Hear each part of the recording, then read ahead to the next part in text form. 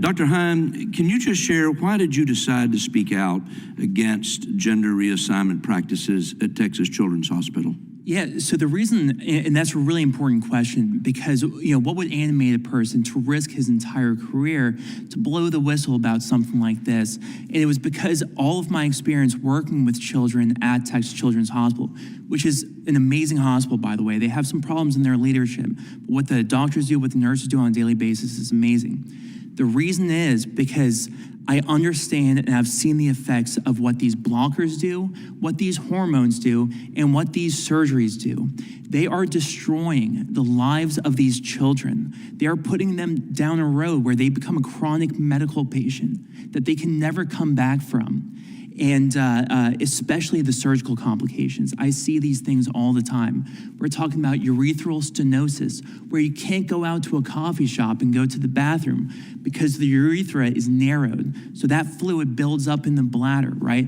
It's talking about fistulas, where stool from the rectum can pour into the wound that they call the neovagina. A lot of them don't see these problems in the first couple of months, even the first couple of years. But this is what happens. Right? And understanding that when I was at TCH, we would take children to the operating room, right? And we would make them better. But in the same operating room, they were taking them there and making them sick. They were putting them down a road that they could never come back from. So could I call myself a doctor if I didn't speak up against it, right? I couldn't blow the whistle to TCH. They were the ones who were responsible for the misconduct.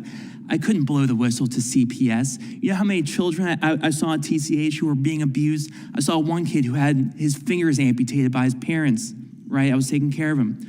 In the next day, I was in that room. Who was in the room with the patient? The parents. Who did the kid go home to? The parents. CPS, what were they gonna do? So what was I to do in that situation? I had to blow the whistle. It was my responsibility as a doctor. If they're going to mutilate and sterilize these children, someone has to speak up for those kids. Well, while some on the other side may argue that pursuing so-called gender-affirming care is up to a child and his or her parents, I do believe it's the role of the government to protect children from child abuse. So let me ask you this, Dr. Heim. Do you think the government has a responsibility to protect children from these practices?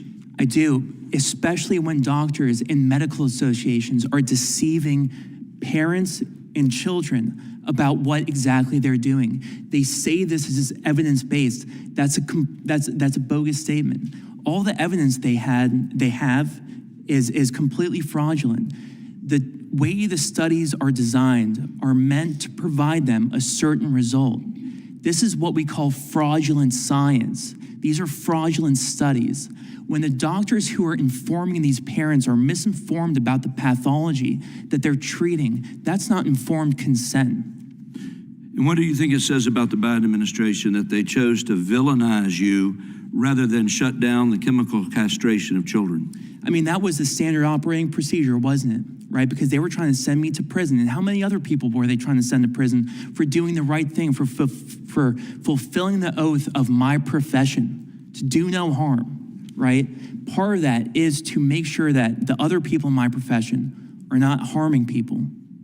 Exactly. Well, Mrs. Sivage, I want to talk for just a moment in the last minute or so that we have left about the underlying ideology that motivates the mutilation of children, which is gender ideology. Gender ideology posts that sex and gender are separate concepts and that one can change their gender. Now, this belief is an affront to reality itself, and it's no surprise that gender ideology in practice leads to the mutilation and castration of these innocent children. But, Ms. Sivage, I want to pose this question to you because you have a background as a pediatric nurse. Can a child be born in the wrong body?